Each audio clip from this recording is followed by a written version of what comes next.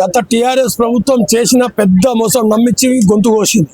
అదే 2017లో మే 4వ తారీఖు నాడు ప్రగతి భవన్ సాక్షిగా మా విద్యుత్ సంస్థలో ఉన్న కార్మికులకు, ఓఎండ్ఎం స్టాఫ్కు, ఇంజనీర్లకు అందరికీ పిలిచి ఇక్కడ ప్రభాకర్ సార్, ఇక్కడ రఘుమారెడ్డి, గోపాలరావు గారు, విద్యుత్ శాఖ జగదీశ్వర్ రెడ్డి మంత్రి గారు అందరి సమక్షంలో చెప్పిండు, చిన్న స్థాయి కార్మికులు వీళ్ళ కడుపు నిండా తిండి పెట్టండి, చేతి నిండా పని తీసుకోండి, వీళ్ళకి ఎందుకు సతాయిస్తున్నారని చెప్పిండు. మేమంతా చాలా నమ్మినాం. ఆయన నమ్మించి ఎట్లా గొంతు కోసిందంటే అసలు ఊహించలేని గొంతు కోసిండు. మాకు నమ్మి గమ్మునుకున్నాం. కాబట్టి 2020-21 సంవత్సరంలో మళ్ళీ మాకు మోసం చేసిండ్రు, గవర్నమెంట్ ప్రభుత్వం మోసం చేసిందని అప్పుడు మేము ఐఎన్టీసీని తీసుకొని ఉద్యమం చేసినాం. ఉద్యమం చేస్తే 2021లో మేము ఒకటి అడిగినాం ఆ రోజులలో, ఎందుకంటే మీరు దొడిదారిని వచ్చారు కాబట్టి మీకు ఇంతగానే ఎక్కువ చేయలేమని చెప్పి వాళ్ళు ఇక లాస్ట్కి వస్తాయి. కానీ అసెంబ్లీ సాక్షిగా మాత్రము విద్యుత్ శాఖలో 23,667 మందికి మేము రెగ్యులరైజ్ చేసినామని 100 సార్లు ఇక రోజు అదే పాట. ఇక ఏమైందిరా అంటే అయిపోయింది. ఎక్కడ ఏం లేదు. మార్వాడ వాళ్ళు అంటారు బేగం బజార్లో, అరే దోమే ఆదా కామ్ ఛాయ్ లారే అంటాడు. ఛాయ్ రాదు, వీడు దాగడు కన్జ్యూమర్. అట్లాంటి సిచ్యువేషన్ వీళ్ళు కేసీఆర్ ప్రభుత్వం క్రియేట్ చేసింది ఆ రోజుల్లో. సరే మేము అడిగినాం, మమ్మల్ని ఎందుకు మోసం చేస్తున్నారని అడిగితే సస్పెండ్ చేసారు 3 ఏళ్ళు. అయినా భరించినాం, మాకేం బాధలేదు. సరే కాంగ్రెస్ ప్రభుత్వం ఎట్లలో కింద మీద పెట్టి మేము తెచ్చుకున్నాం. మిమ్మల్ని కూడా సస్పెండ్ చేశారా? అవును, 3 ఏళ్ళు సస్పెండ్ చేశారు. మా మీద కేసులు బనాయించారు. కార్మికుల పక్షాన్ని అడుగుతున్నాడు. అప్పుడు ఎమ్మెల్సీ ఎలక్షన్లు ఉండే, మేము ఉద్యమం చేసే నాటికి ఎమ్మెల్సీ ఎలక్షన్లు ఉన్నాయి.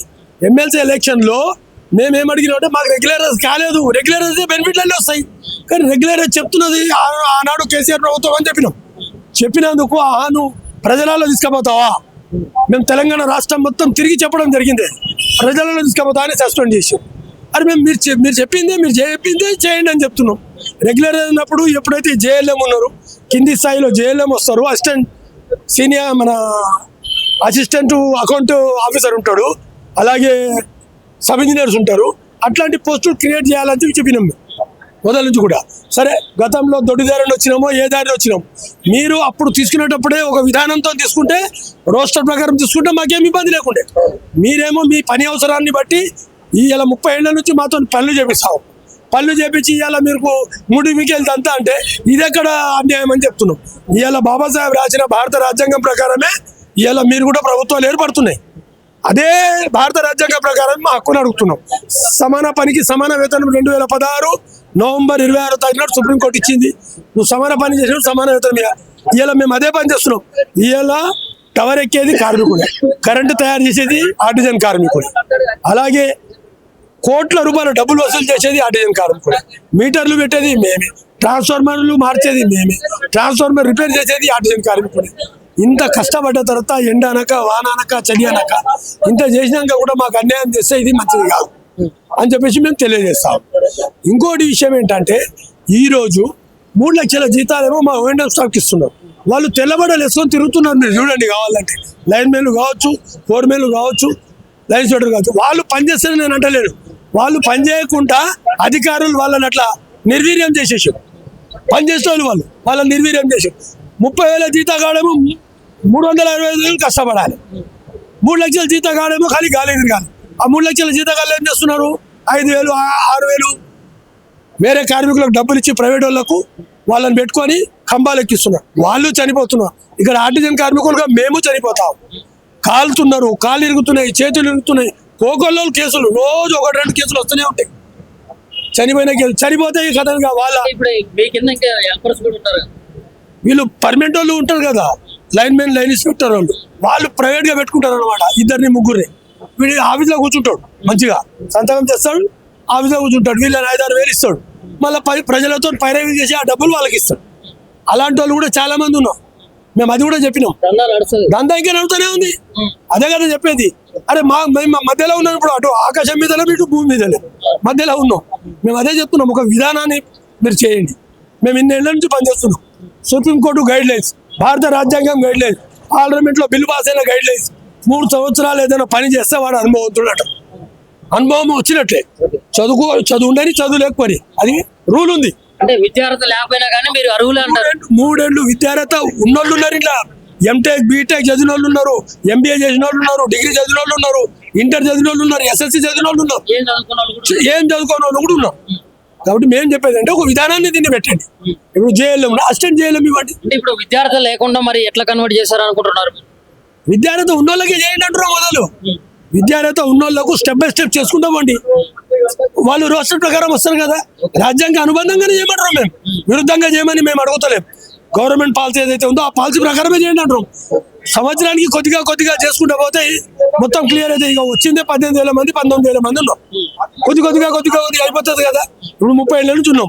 రిటైర్మెంట్ అయితే రూపాయి బెనిఫిట్ రాదు. మళ్ళీ ఎట్లా బతకాలండి? రేపు ఈపీఎఫ్ లో పింఛన్ ఏమొస్తుంది మీకు తెలుసు. ఇక నేను చెప్పాల్సిన అవసరం లేదు. 1500తో ఏం బతుకుతాం? పోల్ మీదకి వెళ్ళి పడి 2 కాళ్ళు ఇరిగినాయి. ఈ సైడ్ మొత్తం గాలిపోయింది నాకే, ఒక నాయకునికి. ఇక మా కార్మికుల పరిస్థితి ఎట్లుందో ఆలోచించండి. చేతులు ఇరుగుతాయి, కాళ్ళు ఇరుగుతాయి. ఇంకోటి రేడియేషన్ వల్ల బొక్కలన్నీ కాల్షియం అంతా మొత్తం నుజ్జు అవుతుంది. అది చాలా మందికి తెలియని క్యాల్కులేషన్. ఇది కాల్షియం పీల్చేస్తారు. కాల్షియం ను మొత్తం పీల్చేస్తుంది రేడియేషన్. సబ్సిడీలో పనిచేసినందుకు, కరెంట్ పోల్ ఎక్కి కరెంటు మీద పనిచేసినందుకు ఆ రేడియేషన్ వల్ల మా శరీరంలో ఎన్నో అవయవాలు దెబ్బతింటాయి. మళ్ళీ రేపు మెడికల్ ఏముండాలి మాకు? ఎట్లా బతకాలి? ఫ్యామిలీని ఎట్లా బతికియాలి? పిల్లలు ఎట్లా బతకాలి? ఇవన్నీ ఆలోచన చేయాలా లేదా ప్రభుత్వం? ఇలా 200 యూనిట్లు కరెంటు ఫ్రీ ఇస్తున్నది కాంగ్రెస్ ప్రభుత్వం. మేము చాలా సంతోషించినాం. చిన్న స్థాయి ప్రజలకు ఇస్తున్నదని మేము మాకు అడుగుతలేం. మాకు న్యాయం చేయండి, మా కన్వర్షన్ మాకు ఇవ్వండి. అరే 30 ఏళ్ళు ఇంకా సీనియారిటీ ఎంత కావాలబ్బా? రూల్ ఆఫ్ రిజర్వేషన్ రాలేమా? అధికారులు తెచ్చుకుంటాం. మేము అదే అడిగినాం ఆ రోజులలో 2020 కోట్లు కూడా. 70 ఏళ్ళ ముసలోళ్ళకు సీఎండీలు చేసినాం. కేసీఆర్ సాబ్ రెగ్యులర్ అని ప్రకటించినాం. 70 ఏళ్ళ ముసలోళ్ళకు సీఎండీ చేయాలని ఏ పార్లమెంట్ లో బిల్ పాస్ అయిందని అడిగిన సస్పెండ్ చేసి. కరెక్టా కదా? నువ్వు ఒక భారత రాజ్యాంగం ప్రకారం ఏమున్నది? 58 ఏళ్ళు లేకుంటే 60 ఏళ్ళు రిటైర్మెంట్. మళ్ళీ రిటైర్మెంట్ అయిన తర్వాత చలో అనుభవం ఉన్నదని 1 సంవత్సరం 2 సంవత్సరాలు పెట్టుకోవాలి. 75 ఏళ్ళు ఉన్న వాళ్ళకు కూడా సీఎండీలు ఇచ్చి, అంటే ఇలా యువత సీఎండీలు కాకూడదా? సీనియర్ యువత లేదా? 60 ఏళ్ళు దాటిన వాళ్ళకి ఎందుకు ఇచ్చినావు అంటే నీకు చెంచగిరి చేసేవాళ్ళు కాబట్టి. మొత్తం వీళ్ళనందరినీ మీకు ఇంకో విషయం తెలియదు. మా దగ్గర ఉన్న కొందరిని తీసుకొని సమ్మెలు చేపించారు.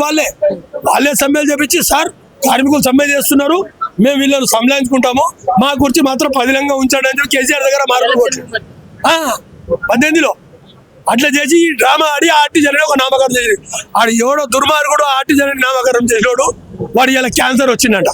మొన్న తెలిసింది మాకు. అట్లాంటి పరిస్థితి ఉంది. కాబట్టి మేము ఇదే అడుగుతున్నాం రేవంత్ రెడ్డి సర్కారుకు. మీ మీద నమ్మకం ఉంది, మీకు ఎవరో తప్పుదో పట్టిస్తున్నారని కూడా చెప్తున్నాం. ఎందుకంటే పోలీసులు నిన్ను అరెస్ట్ చేయడం అనేది చాలా దుర్మార్గకరమైన మేము ఖండిస్తా ఉన్నాం. అది ఏదో ప్రభుత్వానికి తప్పుడు నివేదిక, ఇంకా టీఆర్ఎస్ కు సంబంధించిన అధికార గణం ఎవరో ఉన్నారు అనేది మాకు అర్థమైంది. కాబట్టి వాళ్ళ సంగతి కూడా మేము చూస్తాం.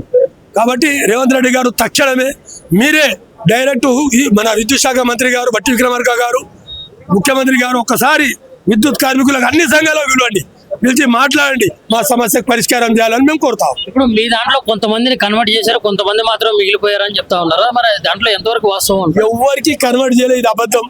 23,667 మందిలో 4,000 మంది రిటైర్మెంట్ అయ్యారు, కొందరు చనిపోయారు. ఇలా 19,000 మంది ఉన్నాం. 19,000 మందికి ఇమ్మీడియట్లీ చేయాలనేది మా ఆవేదన. అందు గురించి అందరం కలిసి ఒక జేసీ ఏర్పాటు చేసుకున్నాం. CI2 కావచ్చు, లేకుంటే ఇంకా 1535 కావచ్చు, 2871 కావచ్చు, ఇట్లా అందరం కలిసి ఆర్టిషన్ కన్వర్షన్ అనేది ఒకటే నినాదం పెట్టుకొని మేము ముందుకు పోతున్నాం. నిన్న కూడా మాస్ పబ్లిక్ కు తీసుకుపోయి అందరం కలిసి మెమోరాండం ఇద్దాం అనేదే ఉద్దేశం. ఎందుకంటే ప్రభుత్వానికి తెలియజేయాలనే ఉద్దేశంతో, ప్రభుత్వం మీద వ్యతిరేకత కాదు. ఇప్పుడు సమ్మర్ ప్లాన్ ఉంది, 24 గంటలు కరెంట్ ఇవ్వాలి. ప్రతిపక్షాలు ఈ ప్రభుత్వానికి బ్లేమ్ చేయడానికే ప్రయత్నం చేస్తుంది. నిన్న కొప్పులేశ్వర్ గారు కూడా వచ్చారు మా ధర్నాలకు. వస్తే మేము అదే ఒకటే, నువ్వే మీ ప్రభుత్వం చేస్తే ఇదంతా ఎందుకుంటుండే, కొద్ది గొప్ప ఏం చేసావు?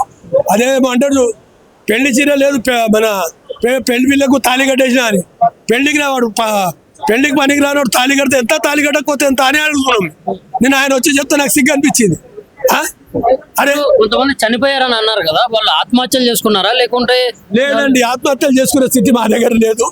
కరెంటు పనిచేసేటప్పుడు కొందరు రాంగెల్స్ ఇవ్వడంతో, లేకపోతే కరెంటు ఆన్ చేయడంతో అట్లాంటి యాక్సిడెంట్ జరిగింది.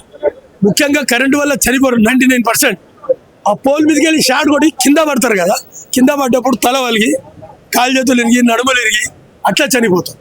కొందరు 3 నెలల తర్వాత చనిపోతారు. ఇక వాడు పై నుంచి పడ్డాడంటే వాడు ఏదో రోజు చనిపోతాడని మేము అనుకుంటాం. ఎందుకంటే మాకు అనుభవం అయింది. చాలా మందికి చూసాం, వేల మందిని చూసాం మేము. వందలు కాదు, వేల మంది. చాలా మంది ఇప్పటికీ నడుములు ఇరిగి ఇండ్లల్లో పాపం వాళ్ళ భార్యలు పాచి పని చేసి బతికిస్తున్నారు. అలాంటి పరిస్థితి ఉంది. మేము ఇదే చెప్తున్నాం, ఇది చాలా ఎసెన్షియల్ సర్వీస్. ప్రాణాలతో చెలగడం ఆడే కరెంటు కార్మికులం కాబట్టి మాకు న్యాయం చేయాలని చెప్పి మేము న్యాయమైన కోరికనే కోరుతున్నాం. గొంతమ్మ కోరికలు కోరతలేము మేము.